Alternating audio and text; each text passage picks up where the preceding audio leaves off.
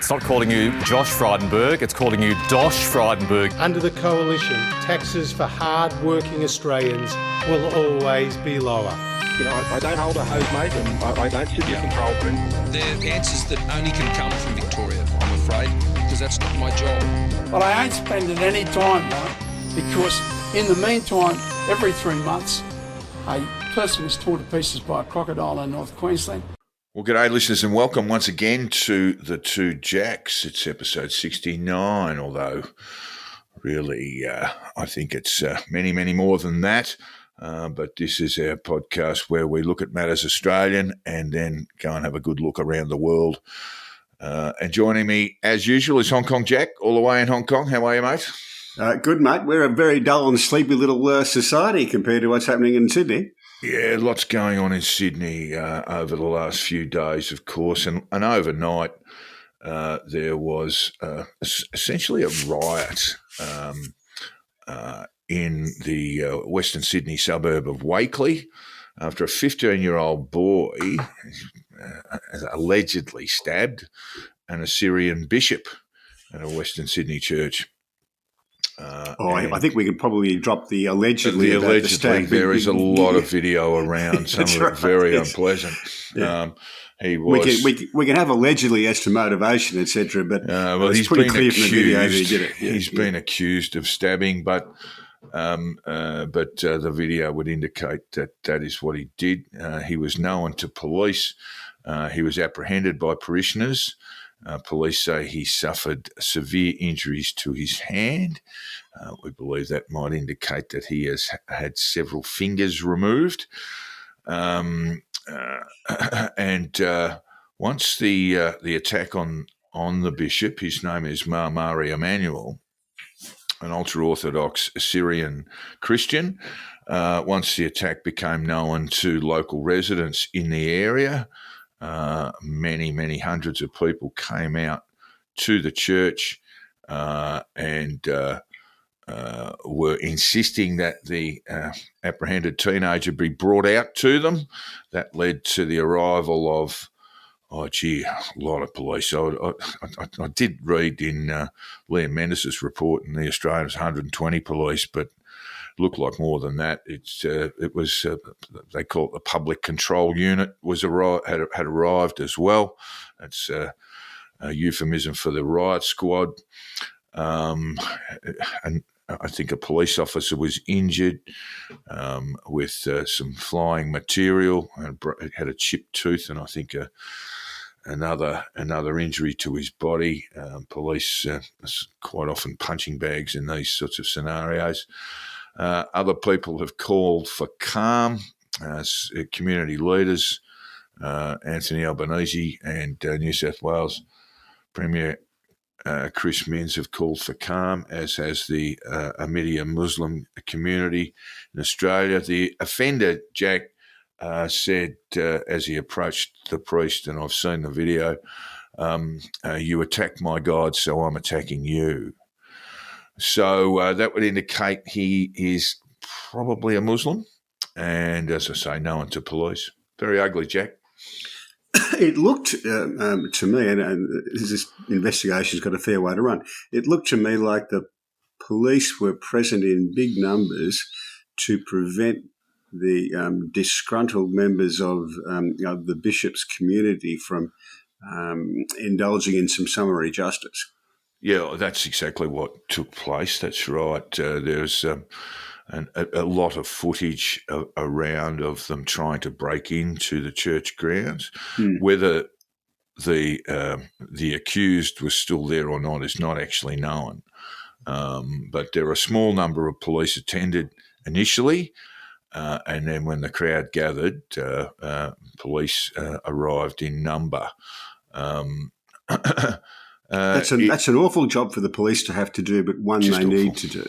Yeah, look, it is. They probably needed to speak to the crowd. I don't know what efforts were made. I've only just looked at some video shot from, a couple of ambulance chasers who were down there doing some video. We did have Liam Mendes from the Australian, whose reporting was excellent.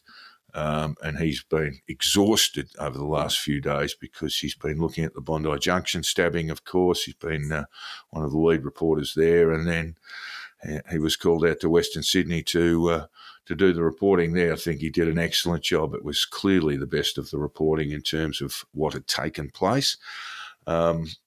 It must be said that the ultra-Orthodox bishop was very outspoken during the pandemic. He did not approve of vaccines, but it also must be remembered that Western Sydney was really locked down while the rest of Sydney wasn't for a long period there when there was an outbreak of the Delta virus. These sort of social tensions, Jack, one of the things that bothers me about them, and I took a look at Simeon Boykoff's Twitter feed, worse still on Telegram. He was making comments from the Russian consulate. Remind me who he is. I just forgotten temporarily. Simeon Boykoff is an Australian-born pro-Putin type who basically got hold of the anti-vax community during the pandemic and decided to manipulate them into a pro-Putin stance and relies heavily on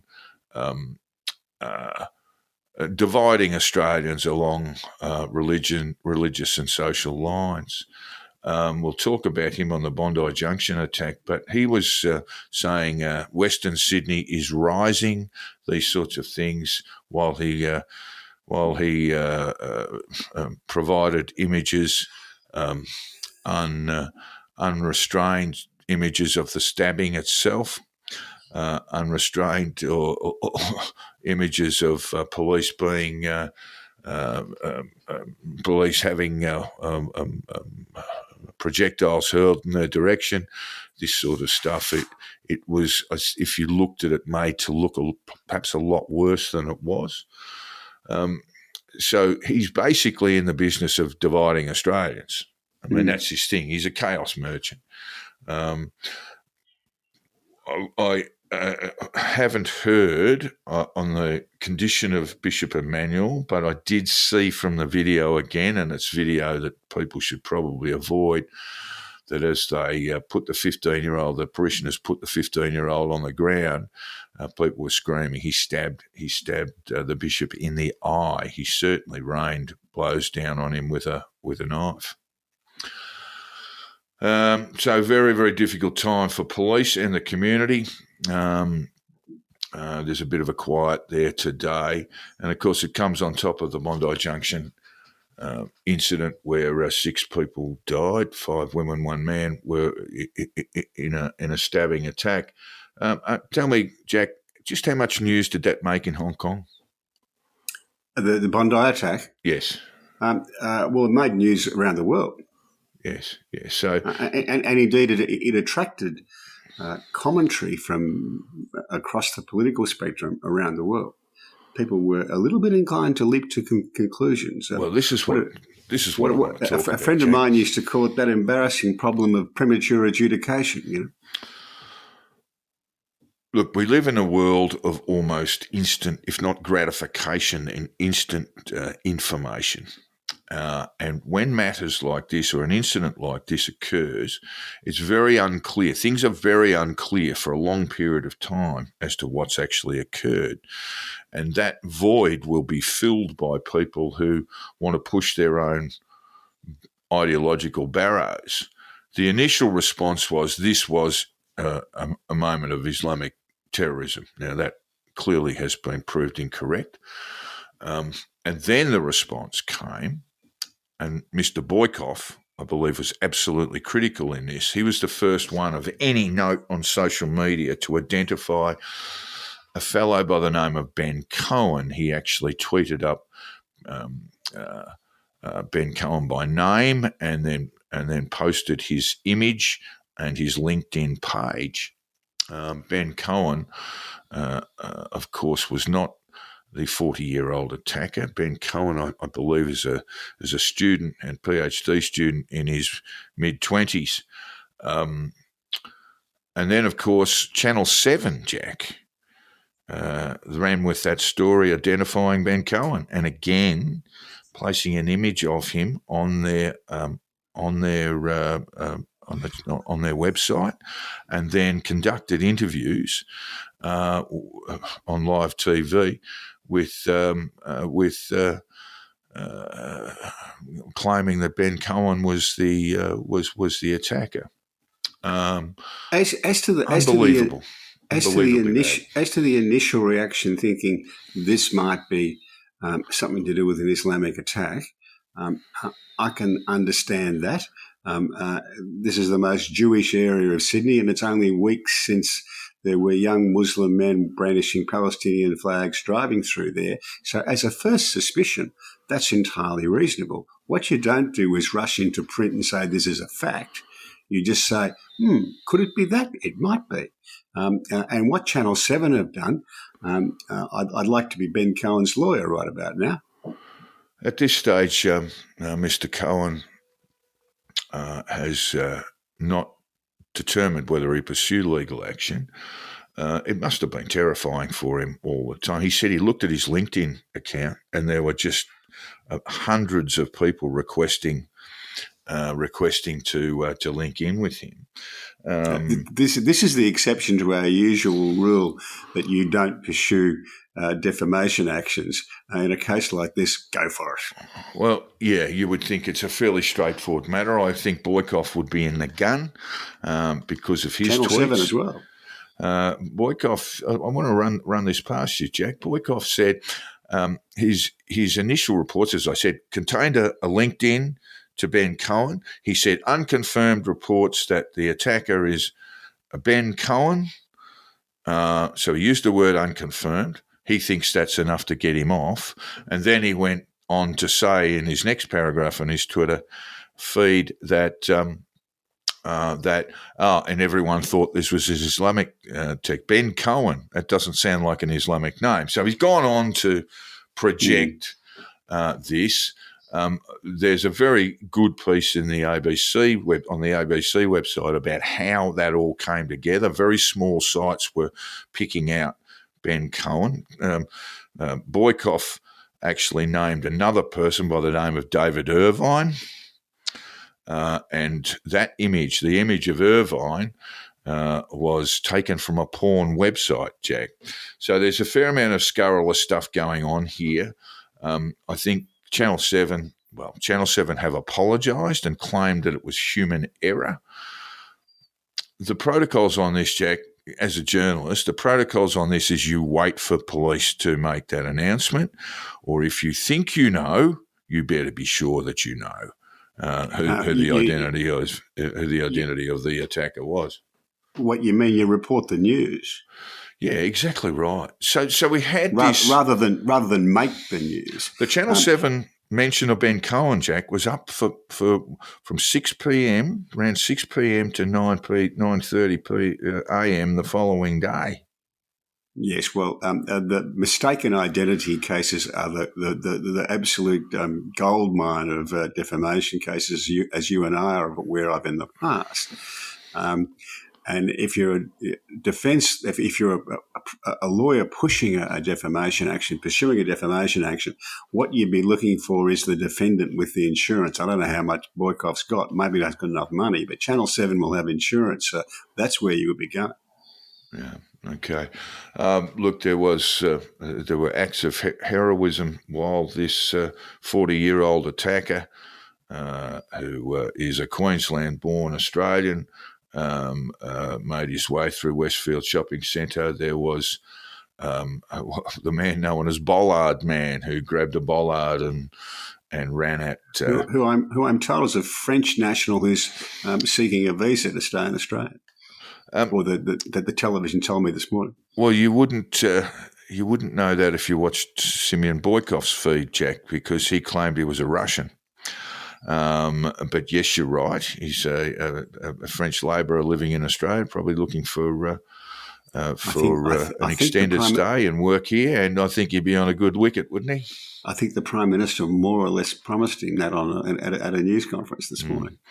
And of course, which of course there is ministerial discretion in a lot of these cases that even if you don't qualify on a technical level, there's generally an out to enable the minister to fix the problem.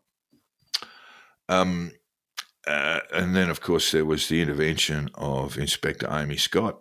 Now, Amy Scott was in the Westfield Shopping Centre doing some licence checks. There are a number of licensed premises there in the shopping complex, and obviously she became aware of the problem, and she intervened, and I think she shot the 40-year-old lone wolf attacker. That's Channel 7's words, by the way, lone wolf attacker, in regard to Benjamin Cohen. But they shot dead the attacker. I won't name him. There's probably not a lot of point in naming him. He was shot dead 3 times. Then she went to administer CPR. The fellow was bleeding out on the street, so his heart was still beating, so she tried CPR to no avail. And then she looked around and said, well, who else can I help? And I think two other officers arrived on the scene shortly afterwards. So she will be commended and receive medals, and she is absolutely right to have them. Jack, we can talk about misinformation in the void of information, but when I go down the rabbit hole on Twitter or on Telegraph, what I'm still seeing is people saying it was an Islamic attacker, it was a Jewish attacker. So people have been presented with the information and don't accept it. Now, that's a problem, isn't it? They talk about false flag attacks, whether it was a Jewish man or whether it was a Muslim. When they're presented with the facts, they won't accept them. This has been going on since the printing press was invented, I think. But it's reached a really unpleasant, I would say, peak of where misinformation is deliberately spread around to create a false narrative that when facts are produced, the people continue to believe the false narrative. I mean, I looked at Boykoff's Telegram feed, and they were still claiming it was Boykoff, not, but others were claiming that it was, in fact, a Jewish man who did the attack, who stabbed and killed 6 people and wounded, I think, as many as 13 others. So I might understand. I mean, look, this stuff is mischievous. This stuff is designed to divide us. What do we do about Boykoff? Let me give you some background. Boykoff is currently sitting in the Russian consulate in, I think it's Wallara. He is under conviction for an assault. That's why he fled there. So he's actually been convicted and in absentia and sent to jail. So he dashed off to the Russian consulate. He's been there for almost 3 years. He is an Australian citizen. He's born in Australia. He spent a fair bit of time in Russia as a young man. It's likely that he received some form of training from Russian intelligence, from what I can gather. I've described him as Putin's man in Australia if Putin knew who he was, which is probably about right. Did he go to the Patrice Lumumba University? No, he didn't. No, he didn't. He went to it's a monastery now, but it was basically a training centre for Russian intelligence agents. He is in the business of sowing division around Australia, whether it was the Wakely chaos or whether it was the stabbing at Westfield on Saturday night. He is in the business of dividing Australians. He has said that he wants to renounce his Australian citizenship and go to Russia. So why isn't that happening? I don't know. Why hasn't he done so? I mean, he can't get to Russia, presumably, because as soon as he leaves the embassy, the consulate, he'll be arrested. That's what he says, yeah, and that's probably right. Yeah. But we have legislation that would and we don't really need this sort of counter-terrorism stuff that would allow people to be stripped of their citizenship. We don't actually need to go that far because he's actually renounced. And, if what he says is true, and you have to you basically be very, very wary about accepting what he has to say. This is really a matter for our security boffins. We pay a lot of money for them, and if he, they will know whether he really has renounced his citizenship, and that's a judgment call. Well, okay, what do? You take him out to Kingsford Smith and put him on a plane. I can't understand why it hasn't happened, Jack. Well, maybe he hasn't renounced. I mean, like I say, you couldn't trust a word he says. Yeah. But there would be legislation in place to strip him of his citizenship anyway. There's a long history of this. You remember the journalist Wilfred Burchett? Yeah, I do. Yeah, who kind of reported from the other side in both the Vietnam and the Korean Wars, and for a long time.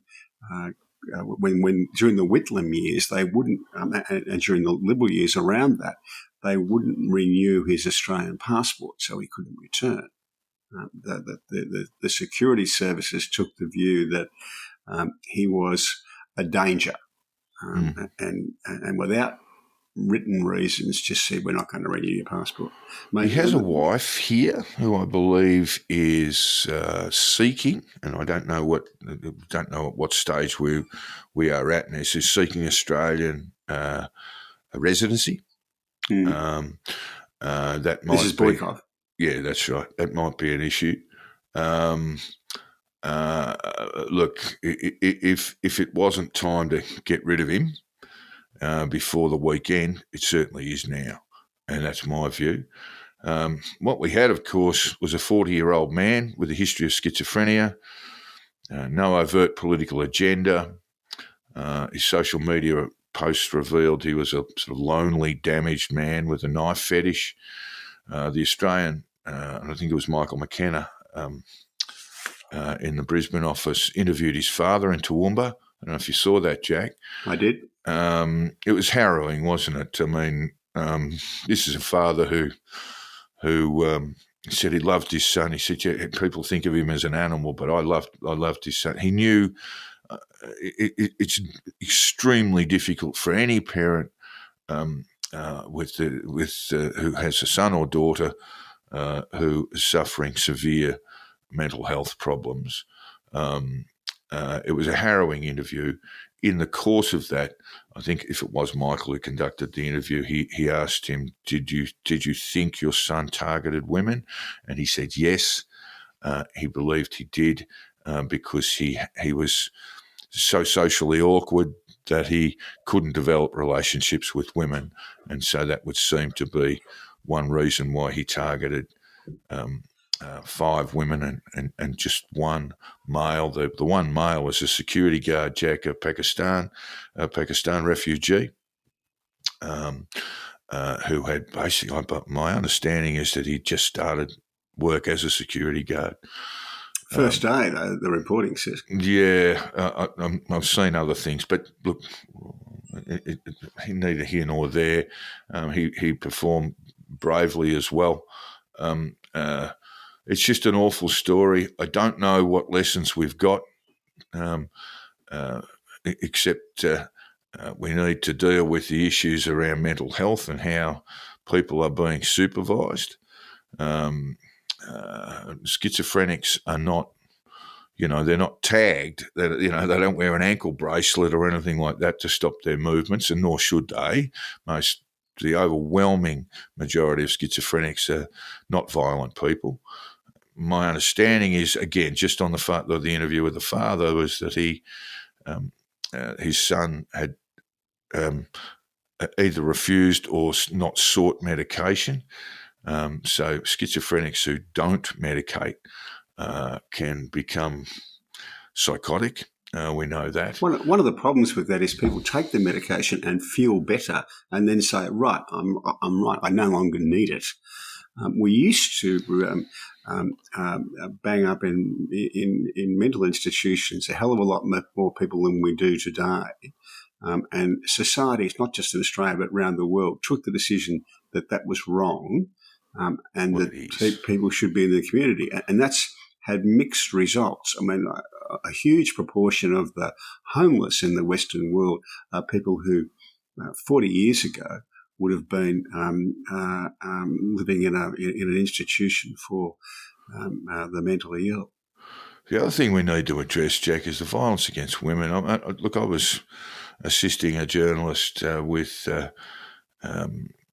some contacts in Ballarat. Ballarat have had 3 women murdered really in the last, just this year. A relatively small town, of course, about 100,000 people. The most recent case, a 23-year-old girl was murdered by, I believe, her former partner. We have Samantha Murphy, the mother and wife, living outside Ballarat. Her body has not been found, although a man has been charged with the murder. And then there was a previous murder of a 40-year-old woman by her outlaw motorcycle gang partner, who then went on to kill himself. So there is, there's no denying that there is, massive problem for women. I did see the community of Ballarat, not just women, but men and women came forward into the town centre to protest and meet and counsel one another. And again, these are random attacks. This the sort of thing that occurred on Bondi Junction is a random attack. They are rare, and I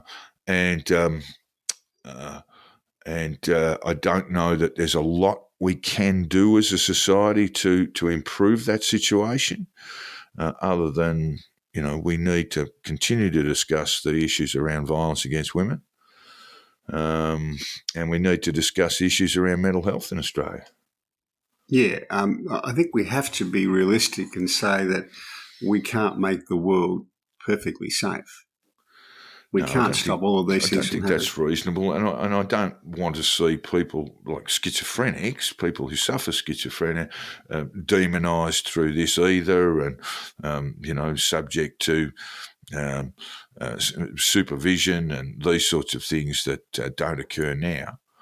In the British terms, they used to be sectioned, which meant that once you were sectioned, you were detained in an institution detained by the state. Yeah, detained by the state. Yeah. And we are much more reluctant to do that. I think that's been good in most parts, but it's had some failures as well. Yeah, but the most concerning thing, Jack, is that in the absence of information and in an event like this, and it wasn't a terrorist event, but in an event like this where you've got a mass killing, there's clearly a void of information, and that people who would seek to divide Australians in this instance fill that void with misinformation to the extent where people continue to believe it, despite being advised otherwise by police. I don't know. I mean, look, Elon Musk's X, Twitter was always a cesspit. I always found it to be very helpful around breaking news in the past, and I mentioned on a podcast last night the Parisian, the Islamic State attacks on Paris. I think 2013. I had friends in Paris. Others did too. So we were getting this very good story on what was actually happening. And so Twitter was actually breaking news. The point that I made about Twitter then is that you would pick that up and inform yourself, and if you're a journalist, perhaps write about it. But then you'd get off Twitter because it became really horrible. People were angry, people were frustrated, and they would just fight amongst themselves. So, you get off after the news broke. Now it's really, really poor in terms of just this, continual spread of misinformation. It did use the old community note around UK journalist Julia Hartley-Brewer, who has since apologised but didn't took her time doing it. This is what she said, Jack, and you might have seen this. Another day, this is on Twitter, another day, another terror attack by another Islamist terrorist. 6 dead, others seriously injured, including a baby. Today it's Australia's turn. The other day it was France's. It'll be our turn again next. How long do our governments think we're going to put up with this? Yeah, this is pretty common when things like this happen, is that a lot of people, the attraction of social media is to be first. So a lot of people will rush onto social media to get their statement out before, completely unfounded. Yeah, before they have any facts, and this happens all the time. I mean, I quite enjoy Twitter or X, whatever you want to call it, but I don't confuse it with the real world. Well, it is, according to Elon Musk, a news website. And it's a very good. What we saw on Saturday night is that it's not basically a news website. It is a platform for spreading disinformation of the kind that Julia Hartley-Brewer came up with, which did, to Twitter's or X's credit, they did put out a community note saying this is not true. Yeah. But you have to look at Julia Hartley-Brewer and say, well, what were you thinking? I mean, well, it's okay to think, well, this might be an Islamic attack. There's enough history there to suggest that it might have been. But then you get on Twitter and make a political point about it. Yes, what's so silly? It's just, well, it's not silly. It's disgraceful. I suppose it's disgraceful. It's certainly silly. I was It's worse than silly, Jack. It's disgraceful behaviour. And she's a journalist, right? A political journalist. So she's not some random on the street who's musing about things or has got some ideological barrow to push. Yeah, she has a program on, what's it called? Talk TV. She has. It's an eponymous show. I have no idea who she is. But again, there's this sort of chronic narcissism, this kind of look at me. As you said before, I am first. I am first. I'm first with breaking news. This is that's how appalling it got. Look, we just want to say, just in closing on this story, that we extend our sympathy to all those affected by this. It's been a real a devastating blow for the city of Sydney and the Bondi Junction, Jack. It'd be an old stomping ground of yours and certainly mine. I lived there for a while. I love the Jungo. Yes, I didn't live there, but I did spend some time there from time to time. One of my work colleagues, when I was working in Sydney, used to love what they used to call a little pub there, Billy the Pigs. Billy the Pigs, yeah, go on now. I think they might still have a place there that's called Billy the Pigs. It's a good little pub. Yeah, and he was a Laotian fella. He was a sort of junior level public servant. And I used to like getting to Billy the Pigs on the Thursday night. And he lived down in Bondi, and it was going to cost him the best part of $20 to get home. So what he used to do was, and he always wanted pizza when he got home, so he'd walk across the road to the pizza joint there and order a pizza to be delivered to him. And he'd hop in the little beaten up Mazda car with the pizza delivery driver and go home, because that only cost him $5 to get home with the pizza in his lap. And he would be sitting. Number of people in and outside the Bondi Junction who've done that. Just basically order a pizza and take me home. He would sit in the passenger seat and pass with the pizzas on his lap and pass them over to the driver who'd dash out and put them in. Billy the Pig's pretty much gone. It's been absorbed in the sort of Westfield Shopping Centre now. Yeah. Well, I think right there might be a pub inside that retains the name. What's the big one a bit further down Oxford Street? A bit back towards my place. It was a Tim Blair favourite. Can't remember the name of it now. It was quite good. Yeah, no, there are a number of good pubs there, and it's a huge shopping centre, of course, one of the biggest Westfields in Sydney. It killed off shopping in Double Bay and nearly killed off shopping in Oxford Street when they opened it. It's a huge success. Yeah, look, Double Bay, I mean, look, it's hardly relevant, this stuff, but yeah, Double Bay sort of did bounce back, but had to change its character. It couldn't be that high-end boutique thing because Westfield was doing it all. But, look, our thoughts go out to all those affected by this tragedy. The Lemon verdict handed down yesterday, Jack. I put aside an hour for the judgment, and I had to spend 3 listening to Justice Michael Lee hand down his verdict. And the stunning verdict was that he believed on the balance of probabilities that Bruce Lemon had raped Brittany Higgins. That was perhaps the shock outcome. We talked about what we thought might be the outcome. And in fact, Justice Lee actually did consider that too. The minimal damages haven't proved truth, minimal damages for Bruce Lemon. But I think he put a figure on that, didn't he? He said it would have been less than $20,000 in damages had he found that truth wasn't provable or hadn't been proven.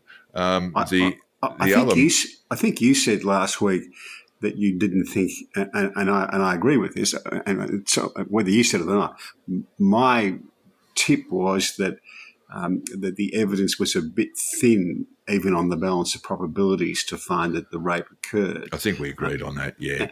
And I still think that, but quite clearly the evidence was open for that finding for the judge, and he had the advantage of sitting through the whole trial. And you and I saw 5% of it, so it's not as if we can play judge with any sort of authenticity. But that was my assessment, that I thought it was a bit thin, but the finding was clearly open to him.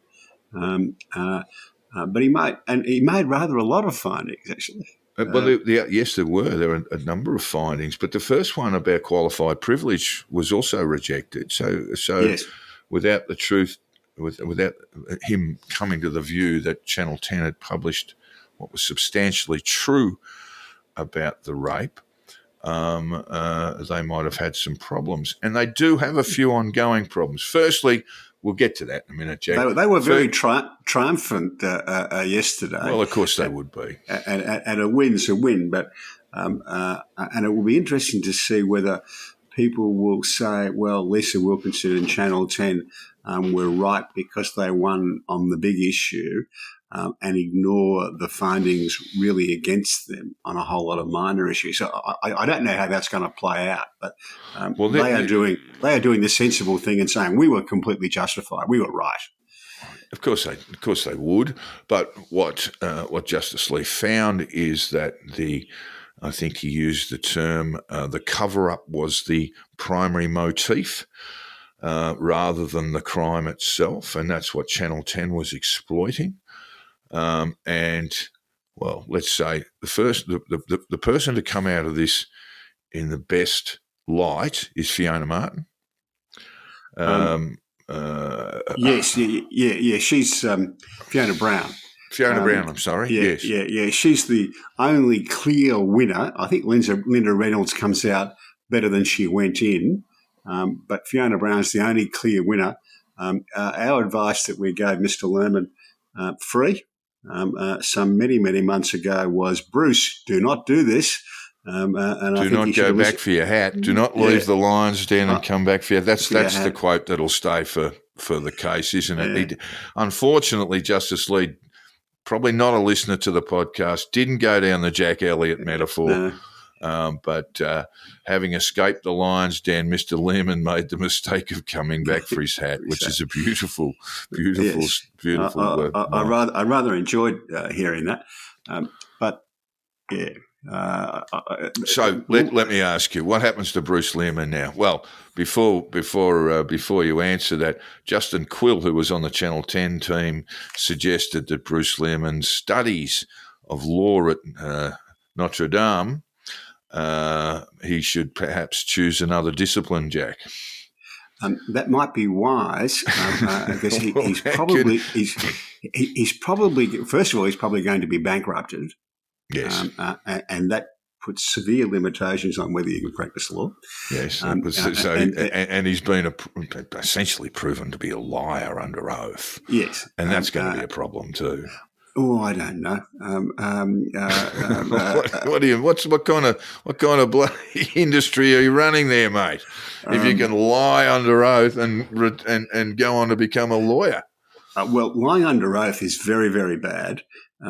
Extremely bad. As a lawyer, very, very bad indeed. But putting the best possible gloss on things in other respects, it is okay. In fact, you're expected to do that.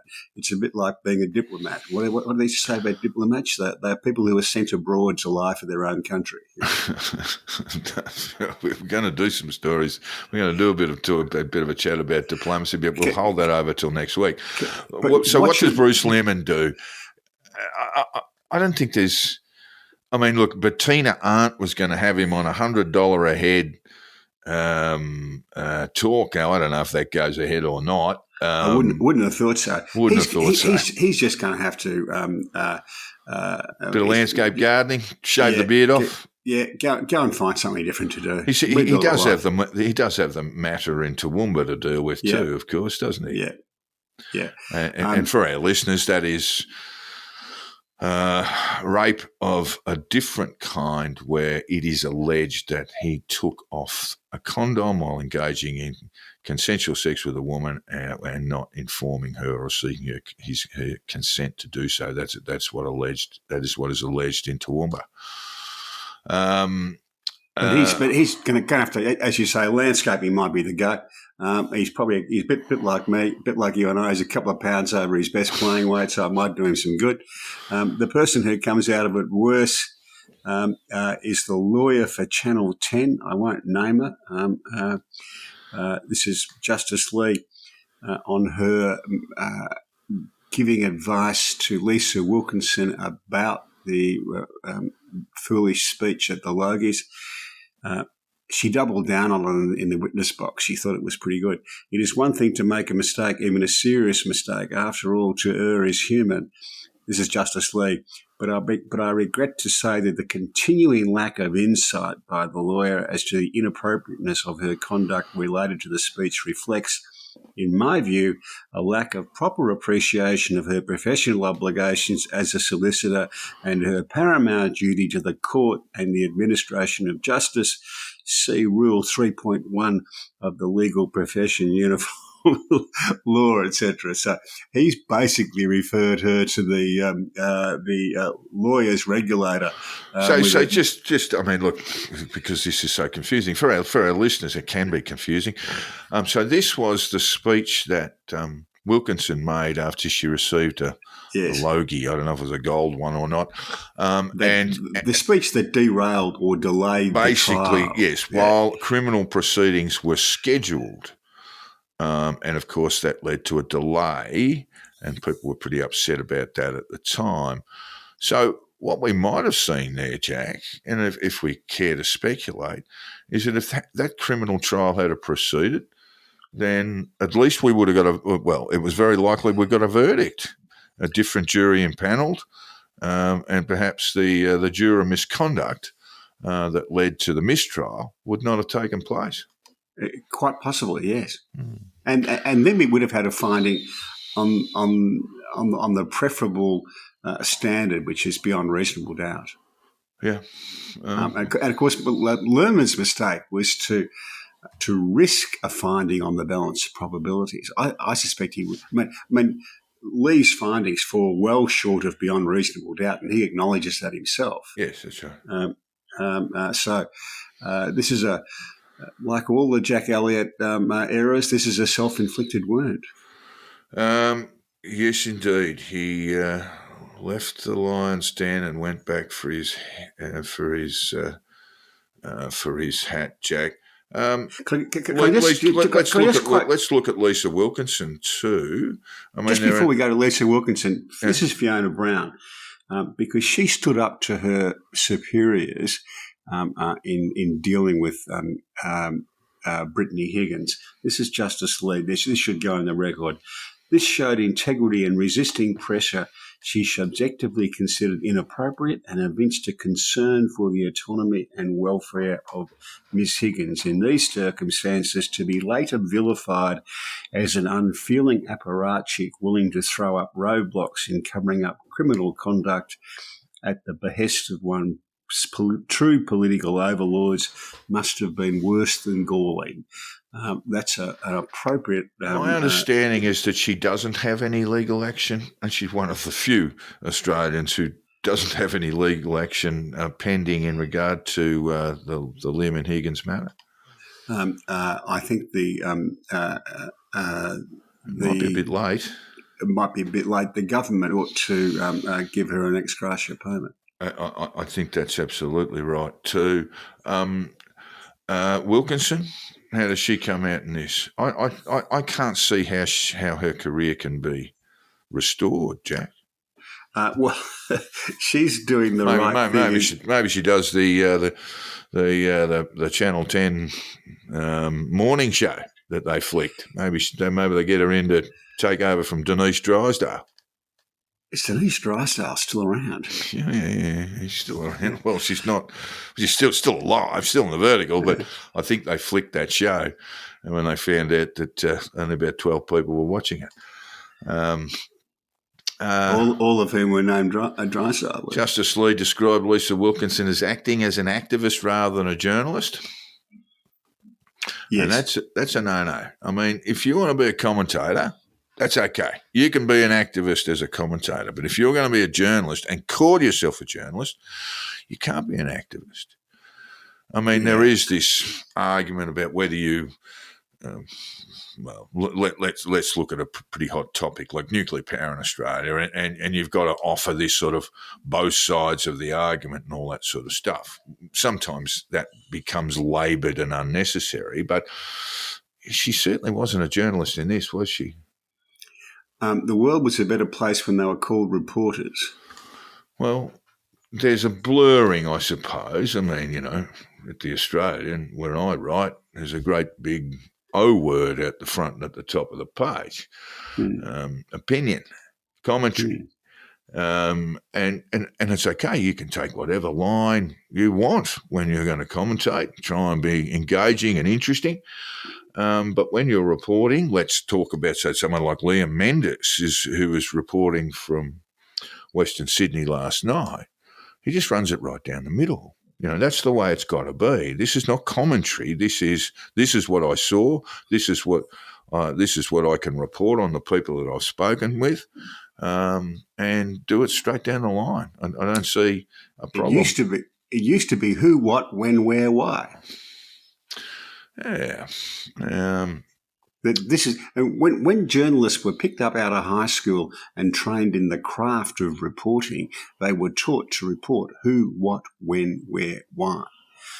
These days, the journalists come from communication schools and they think that they are there to save the world. I got to pick you up there. That's generally not the case.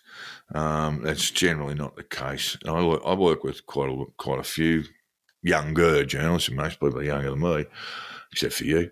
But that's generally not the way those people will find their way into news. You'll find, certainly at News Corp, you'll find that they will have had a bit of grounding in reporting, perhaps for a regional paper or a regional media organisation, and sometimes they'll come with law degrees too, Jack. They always did. That was always the case.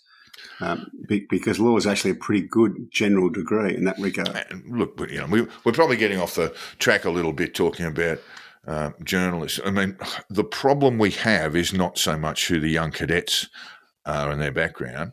The problem we have is celebrity journalism. That's the problem, right? And celebrity journalists do become advocates. Lisa Wilkinson, her husband, celebrity journalists, right?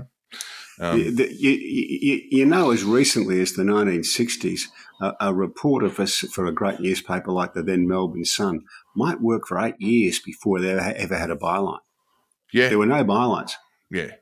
But this is all important history, Jack. But the point I'm trying to make is that where we go wrong on this is where journalists assume a celebrity role while they're doing news reporting, and that's the problem, right? And this is an issue that we need to address, I think, across the world, but certainly in Australia.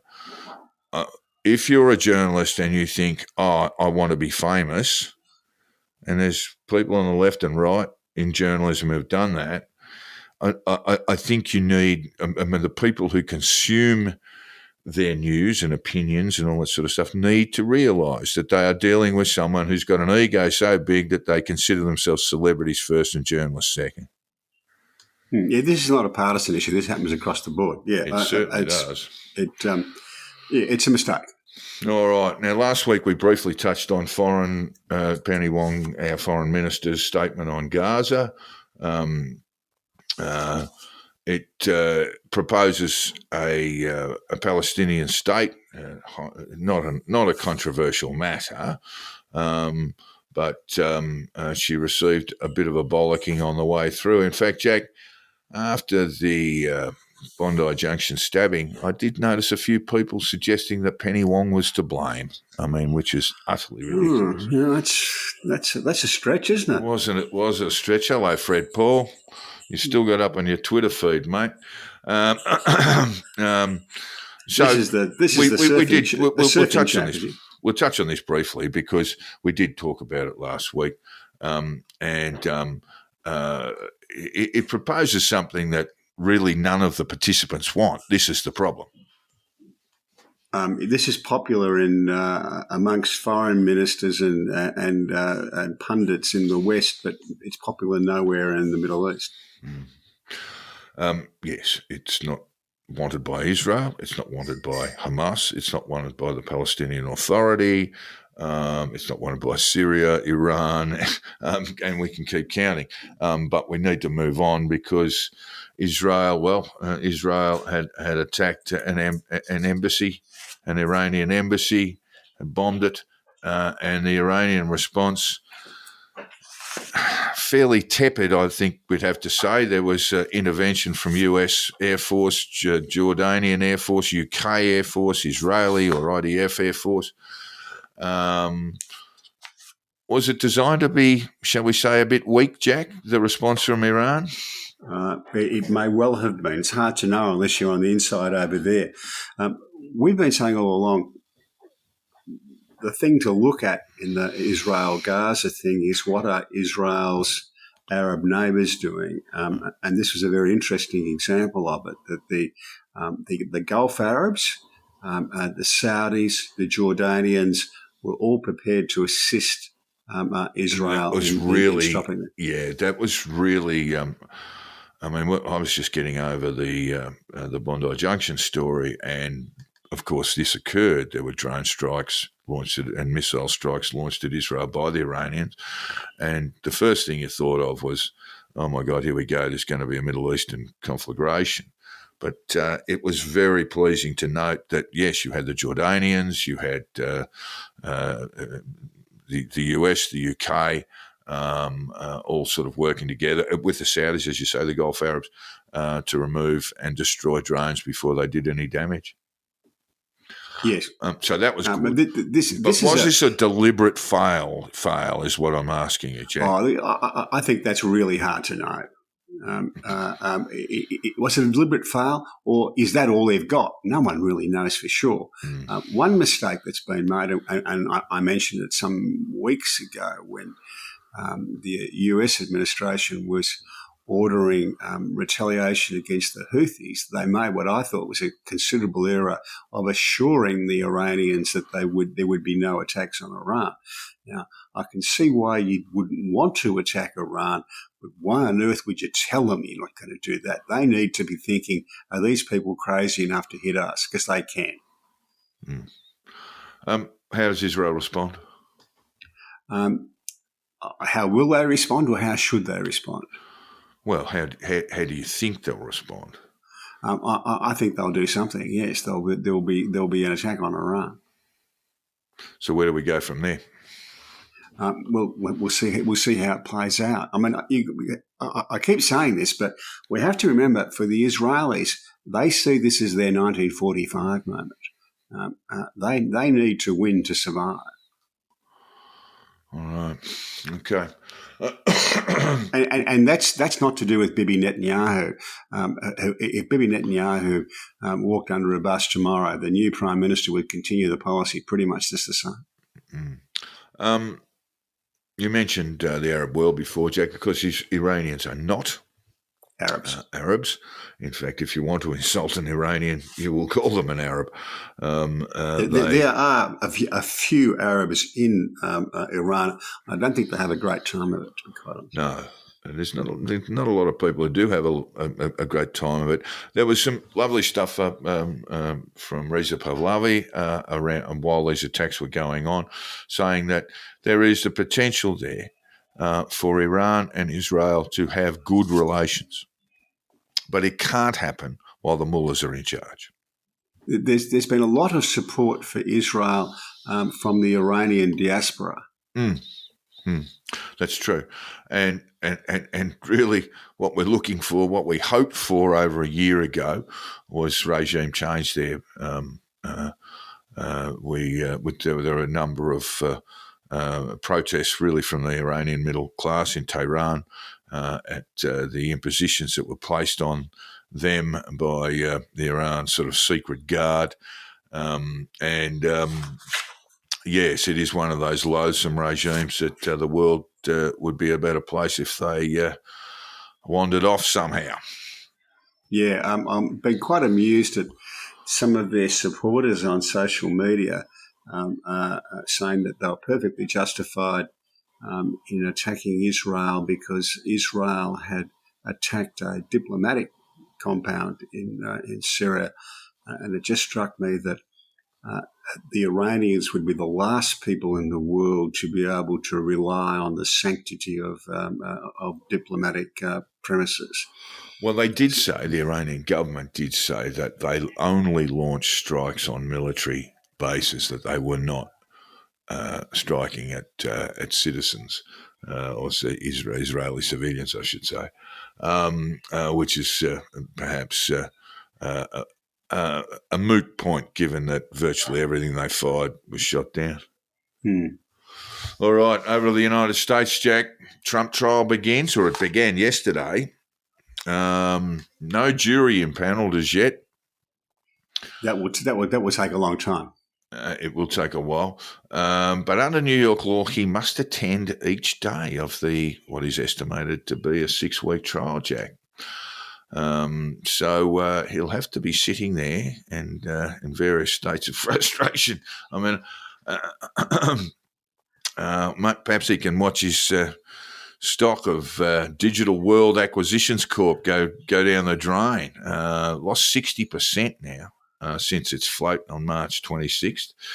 And it's meme stock, of course, but it's a company that was valued just yesterday, just around $4 billion US, and it's got revenue, Jack, of less than $1 million. This seems to happen with some of these tech companies. The valuations don't seem to bear much relationship to the reality. It's what we call meme stock, Jack, where social media often drives the price of the stock up. It is, according to Bloomberg yesterday, the most shorted stock on the Dow as it is. The difficulty being that people can't get stock too short it. By the way, Jack, Trump leads Biden on poll average now by 0.2%, and that's nationwide. But I think there's going to be a little bit of a shift. There has been a little bit of a shift back to Biden, and we'll see how that goes as we roll on. Just a quick comment on that. Biden won the last election by 4 or 5 points. Hillary beat Trump by 3 or 4 points. A tie isn't good enough for Biden. Why? Because he will win California by such a big, just California. He win about California by Well, it 3 depends or 4. on the nature of the by me. polling. It depends on the polling, right? So what you've got is, but clearly what we've got is a comeback, right? So 0.2% Trump leads at the moment. Let's see what it's like after the 6-week trial. Yeah. All right. There is a movie. A mate of mine were talking about it last night. It's called Civil War. He had seen it on IMAX, and he sort of briefly explained what it was about. Dystopian future. There's no discussion of what caused the Civil War, but you've got this sort of dystopian movie of our heroes moving to meet the president during a civil war from the other side. I think that's basically it. You obviously have an interest in watching it, Jack. No, I always loved this quote. It's from Tom Wolfe, the great New York novelist, and Kyle Smith, the film critic for the Wall Street Journal, reminded me of it. Tom Wolfe said, "The dark night of fascism is always descending in America, yet it only lands in Europe." I see it's on. Coming to my cinema. Audience ratings not all that great. I'm looking for. Do you have Rotten cinemas Tomatoes. up there? And do you have cinemas up there in the hills? Do you? We've got a lovely old cinema called the Empire Cinema in Barrel. Yeah. Okay. And it is screening there. Kirsten Dunst, Nick Offerman, who's always worth looking at, have got roles in that film. I don't know very much about it. $50 million budget. Rotten Tomatoes has it at 82%, which is pretty good. So it would seem like it's worthwhile. My mate, who rings me to discuss, or I ring him to discuss politics at the moment, I said I would enjoy it because it's a sort of a political movie, but you don't have the sense of why a civil war has occurred. You're sort of dropped into the middle of it, and all the big cities are a sort of hellscape, and these guys have to make their way basically from, I gather, the south, but I'm not sure about that, to DC to meet the president. And that's the basic principle behind the movie. Look, moving on, away from the States. Well, no, not so much away from the States. Renthal James Simpson died at 76 last week of prostate cancer, Jack. I don't think there's much to be said about him. I honestly believed, as many people do, Norm Macdonald. I've always loved Norm Macdonald because Norm always mentioned it, that Simpson, of course, had murdered his wife, Nicole Brown, and a waiter that Nicole Brown was friends with, Ron Weinberg, I think it is, and he should have been convicted, but because OJ was OJ, and OJ who had rejected any sort of engagement with black politics or black issues, decided to use the racial tensions that were alive in Los Angeles and more broadly around the United States to get himself off. He did. X, or Twitter, has been at its very best on this. It actually has been good, yeah. I've been criticising it, but it has been very good. And showing lots of Norm Macdonald clips too, which is always good fun. One of my favourite little bits on it was from David Burge from Austin, Texas. His comment on it was, "Personally, I can never forgive OJ for making the Kardashians possible." Because you remember that the Kardashian father, Kris Jenner's first husband, was on the legal team for OJ and was sitting in the front row of the trial all the way through and got a degree of fame out of that, which his very clever wife translated into a billion-dollar business. I particularly like this from a director called David Zucker, who directed Simpson. You remember Simpson was in the 2 Naked Gun movies? Yeah, he did. He fairly. He had a broader filmography than that, but only half a dozen sort of films. Yeah, but David Zucker's comment on Simpson was that his acting was a lot like his murdering. He got away with it, but no one believed him.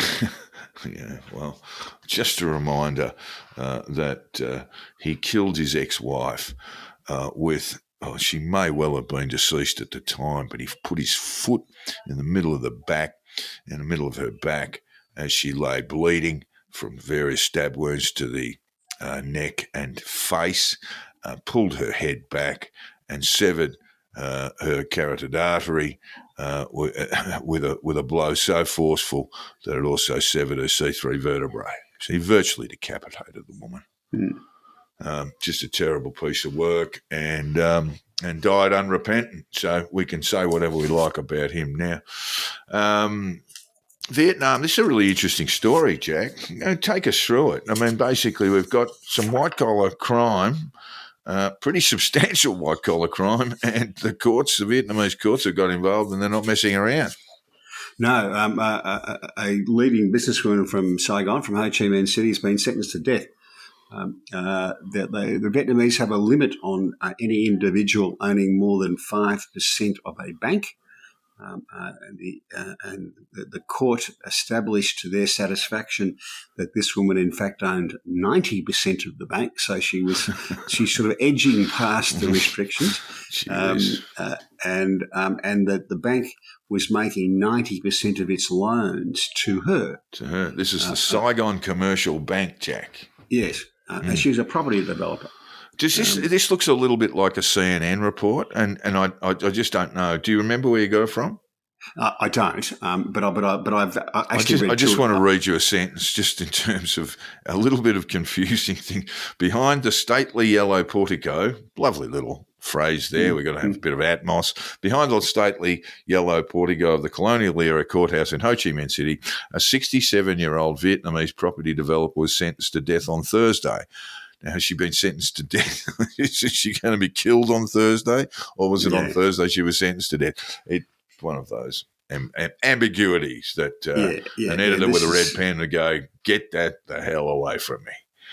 I can remember an old tabloid journalist, pal of mine, saying of the tighter writing that they were taught to do when he was a boy on the Melbourne Sun. He used to say, we could cover the second coming of Christ in less than 1,000 words. There'd be 300 words and a photo on page 1 and spill to page 3. I think and that's if we not how extend people, that on, it ended up playing on the half-forward flank and Hawthorn. That'd be on the back page. That'd be on the Peter back Hudson page. and various other stars around. One thing that struck me was that, according to prosecutors, over a period of 3 years, she ordered her driver to withdraw 108 trillion Vietnamese dong. That's about $4 billion US dollars. That's a chunk in cash. Right. But that much cash, even if it was all in the largest denominations possible, would weigh 2 tons. 2 tons.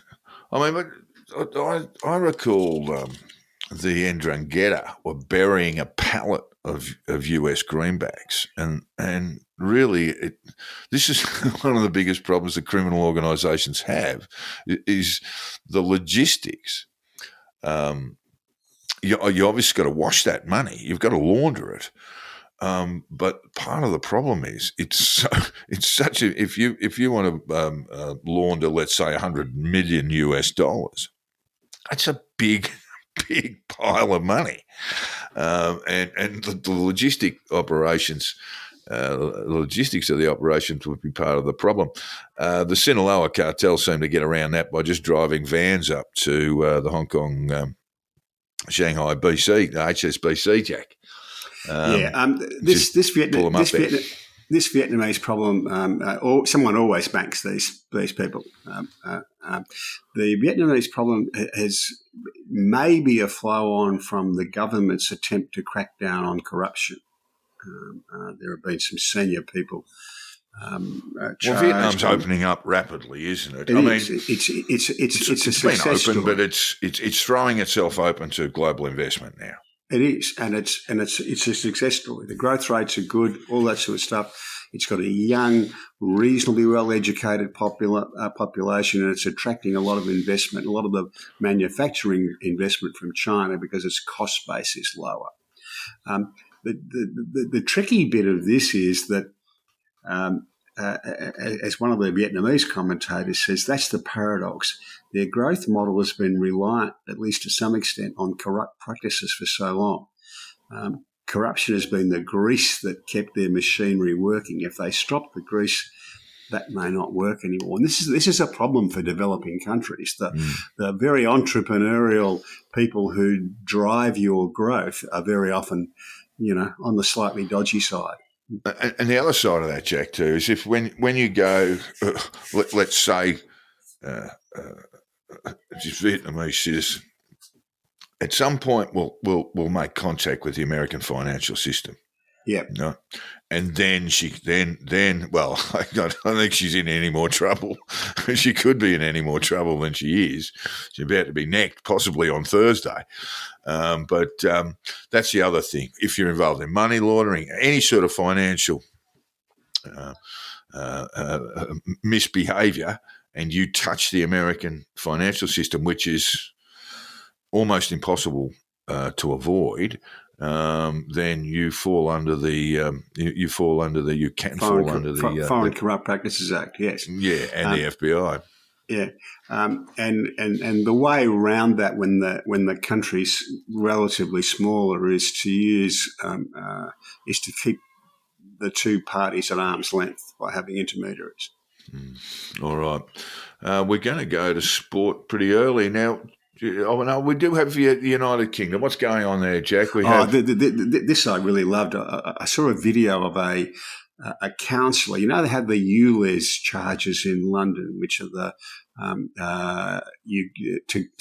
a ULEZ compliant car, it's got to be low emissions, right? And if you the ULEZ area was a small part of central London, but it's now extended to outer London. And if you've got a ULEZ non-compliant car, you pay every time you move it, every time you drive past one of their cameras. Right? So one of the councillors from outer London... So that explains why my mate's driving a hybrid. Yes, it does. Yeah. It does. In one sentence, it explains why your mate's driving a hybrid. Otherwise, I don't think he'd be a hybrid man, would he? I was a little bit baffled. As to why, because in fact his family, his Australian relatives are saying, "I never thought I'd see Stuart in a hybrid." Yeah. But there you go. I haven't seen him for a long time, but it would surprise me as well. Anyway, this councillor sitting there, and I really like this. She said, "I represent outer London. Until recently, half of my constituency was within ULEZ, the low emission zone. So half of my constituency had cleaner air, the other half didn't." On the other side of the road. On the other side of the road. It's a bit like Malcolm Turnbull's NBN rollout, Jack. If you lived on the right side of the road, you got fibre to the premise, and if you didn't, you suck it out of the node half a mile down the road. And as I was watching this, I thought maybe this is a London thing, because the first time I went to London was in 1994. And I can remember going to watch 4 Weddings and a Funeral. That's how long ago it was, at the cinema in Notting Hill. And I was absolutely gobsmacked and amused that on the right-hand side of the cinema, you could fire up at Benson and Hedges, and on the left-hand side of the cinema, you couldn't. I miss those days, Jack. I miss those days. I actually don't know, as both a cinema goer and a smoker, when those things combined, that I ever actually was part of that era. Certainly in Australia, I think that was wiped out. Of course, smoking on aeroplanes, I do certainly remember that, and smoking on aeroplanes actually was, as counterintuitive as this may sound, was actually healthier, because the airline would have to pump clean air into the cockpit. Now they don't. So that's why we had a rise in deep vein thrombosis. So let people have a durry on the plane. Besides, the back of the plane used to be the fun place to be, in the smoking area. Yeah, indeed. Yeah. Well, I remember, flying, but not being a smoker at a very young age, and the ashtrays were always there on your chair, not there anymore. We're going to go to racing, Jack. There's been a bit of a controversy. I like this story because that's how my wife's name is spelt. Pride of Jenny with an I, who won the Queen Elizabeth on the weekend. Yeah, she set off and just put the foot down. She was as much as 38 lengths in front at one stage, and she won. She ran the last 3 furlongs pretty slowly in about 37, but she was rattling off 11 this and 11 that earlier on, and Queen Elizabeth, what are we talking, 1,200 metres? 2,000. So 10 furlong race, 2,000 metres. It's an old Manicato victory, wasn't it? I think. I think Manicato won 4 of them in a row. Yeah, she was going up and down on the one spot at the end, but she still won by 6 or 7 lengths. And a lot of controversy about this. Chris Waller, who had 2 in the race, I think, and he thought his number one jockey, James McDonald, just said it was embarrassing. There's a lot of controversy about what the other jockey should have done. The rider of the horse going second said, well, he tried to chase Pride of Jenny a couple of weeks beforehand and finished badly. But the overall time wasn't that flash. If they'd run 12 seconds, if they'd run evens following her rather than 13s, they'd have been close enough to run her down, but they just didn't. Well, she still won by 6.5 lengths. Yeah, but her overall time, she was very slow at the end. All they needed to be was 5 or 6 lengths closer, and they'd have won. But interestingly, what did we say? 30 lengths. It was leading the race by 38. One stage. That's just terrible riding, isn't it? Yeah. And interestingly, though, a year or so ago, what's his name? Regan Bayliss, the jockey, got 13 meeting suspension for riding her in much the same way. All right. Well, we'll go to cricket next, Jack. Rest in peace, the great Derek Underwood. Deadly Underwood. Sadly, the county team that he played for, Kent, announced his death yesterday without disclosing any specific details, as believed he had been suffering with dementia. He took almost 300 wickets in 86 test appearances for England with his left arm spinners, and on doctored, well, I don't want to say doctored tracks, but on tracks that suited his performance, he was virtually unplayable on occasions. Yeah, had a great record against Australia, less so against the West Indies. Vivian Richards used to say that we just treated him like a slow medium pacer. Well, that was Viv. Viv was special. Yeah. So a great of English cricket has gone. Yeah, he was. No, he was a terrific bowler. He was almost unplayable on the right track at the right time. And Jack, what's going on here? Former Australian Test cricketer and commentator Michael Slater had the world at his feet a few years ago, being held in custody. He's in custody as we speak after his arrest on 8 charges, including assault and 1 count of breaching bail. He's been charged with assault, occasioning bodily harm, strangulation, unlawful stalking, entering a dwelling by break, and 4 counts of common assault. Yeah, the wheels have fallen off, haven't they? I mean, he did not appear before the court and did not, obviously didn't appear, but his lawyer was saying that they were seeking to put him into rehabilitation straight away. This all occurred up in Queensland. There's clearly a personality problem here. We've seen this with Andrew O'Keefe, Beefy O'Keefe, who I sort of knew a bit. And there's problems with addiction, clearly.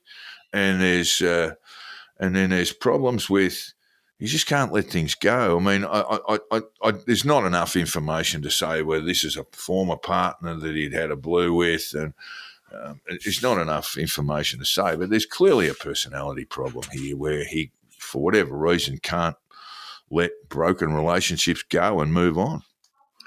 He was a golden boy of cricket. Remember, he great debut as an opener. He kept Matthew Hayden out of the side for quite a while.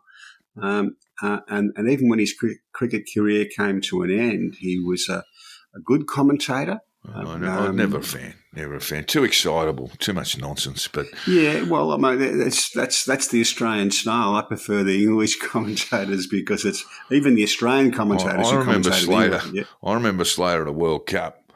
So it was not just Australian commentators; it was commentators from around the world, including your English and Slater was so over the top that the others just looking at him. So what's going on? What's the problem with this guy?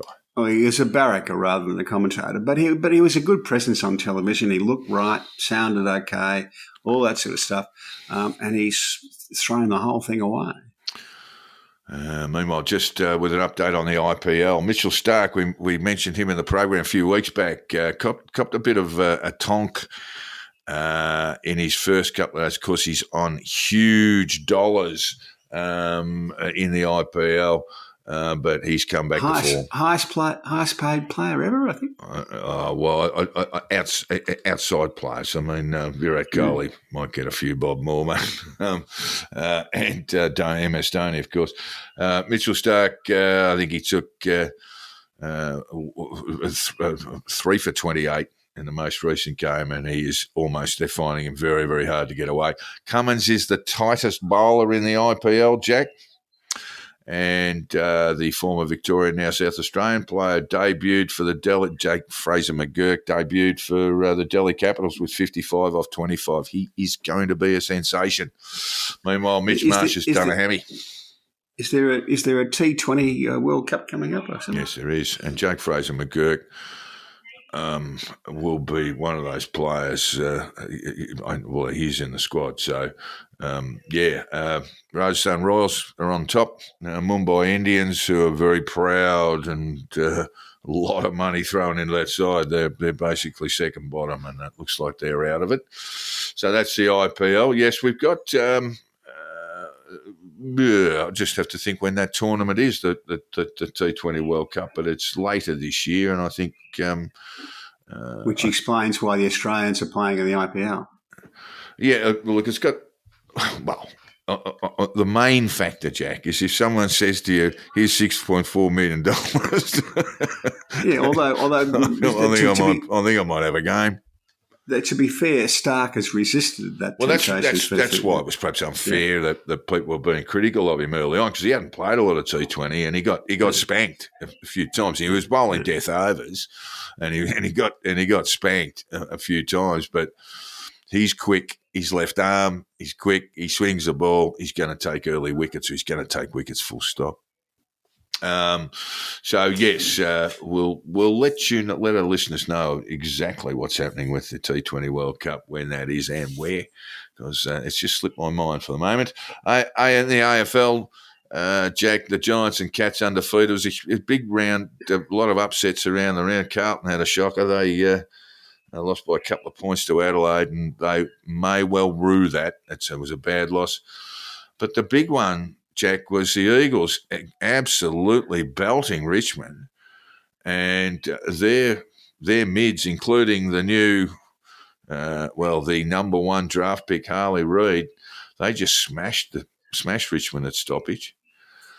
Harley Reid's the lad from Tongala in Northern Victoria, and I haven't seen a 5-game debutant run away, grab the ball and run away from clearances and deliver it well since I saw another Eagles 5-game debutant by the name of Chris Judd do it at the SCG. That's a long time ago. He's a bit bigger than Judd. He's a big body. I first saw him playing in the under-18 comp, and he was head and shoulders above the rest of them. And there's some good young junior footballers there, but yeah, the knock on him. I think he was supposed to go to North, wasn't he? And North traded him. North traded the pick. No. West Coast got the end up getting the they definitely finished pick on the bottom. Anyway, so they've got him, and he looks like, well, not single-handedly, but there are people walking a bit taller because he's there. Yeah, no, they just ran away, as you say, just ran away from stoppage time and time again, and absolutely belted the thing. The big change in this is that everyone was just thinking, gee, I hope we get to play, well, our fixture says we're going to play the Eagles twice. Beauty, but maybe that's not the case now. The thing that I can remember saying to a mate who was watching that West Coast Sydney game all those years ago and he said, well, look, there's always blokes who can run away from stoppages. You just don't normally expect them to do it after 4 or 5 games. Yeah, well, Chris Judd was a 400-metre AGS champion. I think he still holds the record for the 400 metres there. High jump, long jump, all that sort of stuff. Pretty good cricketer too was Juddy. And I think he's got 2 twin boys who must be getting we'll just keep the fingers crossed at Carlton. We've got the Camporelli boys certainly to consider to be drafted at the end of this season. Of course, the Judd boys might go to West Coast. Oh, I don't think Chris would like that, mate. Under the father and son rule, no. There's always been an eye on the Chris Judd twins, but look, it was a sort of stunning round of, as I say, West Coast Eagles basically beat Richmond by 40 points. North Melbourne looked to be battling. I mean, it's a very tough ask to beat Geelong down at Geelong. But they have got plenty of young talent at North. Fremantle were unlucky to be beaten. You know, Port Adelaide, they really haven't hit their straps yet. Gold Coast Suns, they thumped Hawthorn. They're going to be very hard to beat at Carrera. Carlton, very disappointing. Giants, well, they won. They got the 4 points, but they look to be head and shoulders the best side in the comp at the moment. They play the Blues this weekend. And Melbourne, I don't know what happened there. I mean, maybe the Brisbane Lions are back to their form, but I really thought Melbourne had hit some form, and I tipped them to beat the Lions at the G on Thursday night, and they were very disappointing too. Here's a bit of a tip for you about the Gold Coast. What they call themselves, Champion Data, are now doing a stat on who is the best side when you haven't got the ball. That is, who sets up best, who's the hardest to score against when you haven't got the ball. And at the moment, it's the Gold Coast Suns. I would think Fremantle would not be far away. They're not too far away, but defence normally wins the comp. So the Gold Coast are on the right track. They're on the right track. They're just going to be very, very hard to beat at home, and that's kind of part of that development too. In the NRL, look, the one thing I did want to say is that the Collingwood defender has announced his retirement, and Nathan Murphy for concussion announced his retirement overnight immediately, Jack. That's just another sad one on top of the Brayshaw retirement. In the case of Brayshaw, he was just told, no, that's it for you. You had too many concussion issues. And that was the end of a bloke who, I think he was at 28, 29, just couldn't play footy anymore. And it's very, very sad, and looks like something very similar has happened with Nathan Murphy. It is, but it's a game that comes with some risks, and it's just sad for the young blokes who love playing it. It's just a luck of the draw. It's just that I mean, people don't get out people don't go out to cause head knocks and things like that. It's just they just do happen, and if they happen, if you do have a few in a short space of time, then you're going to have some problems. Well, the young McCartan fella from Sydney last year who just another one there. He got it looked like a completely innocuous little knock, and he went down again. So it was time to give it away. Yeah, sad business. In the NRL, the Sharks are on top as the Dolphins lost the derby, and they've been reduced. And it's the Melbourne Storm are just going along very, very nicely. I think maybe it's going to be a last hurrah. We're not quite sure what their long-standing coach is going to do after this season, but The Storm were considered to be a sort of lower 8 side before the season started, and as it looks now, they're a bit better than that. Rabbitohs, well, gee whiz, I don't know what happens there. They're back to coach. Of course, it's always a bad move, Jack, whenever you, oh no, we've got 100% support behind him for now. But the Rabbitohs are having a shocker. Tell me, whether the Sharks are going well, is Scott Morrison sitting up in the stand and watching the game? No. Well, he resigned as number one ticketer. They didn't have another one. They didn't have one in the wings there. So, well, you can be number one ticketer. He just upped and resigned. And a number of people around the Sharks footy club have been saying, we kind of already knew he was a fair weather supporter. And there you go. So good on him. I hope they go all right now. Win the flag, and he'll turn up, of course. If they're in the grand final, he'll turn up there with a scarf on, won't he? And nothing could be surer than that. All right, well, that just takes us out, Jack. Unless you've got something really amusing to take us out with. Things have been quiet here this week. Very quiet in Hong Kong, not so much in Sydney, where we've had a fair bit to deal with. We hope we've covered all of that sensibly. And as usual, we do encourage our listeners to weigh in with a bit. If they've got some questions, criticisms, comments, whatever it may be, you can get hold of me on at Jack the Insider on X. My DMs are always open. You can hit up the Conditional Release Program at gmail.com. It's got a "the" in front of it. And if you want to get hold of Jack, you can get him on his Substack, Jack. HongKongJack.substack.com. Thank you very much. And that takes us out. And we'll speak to you guys next week.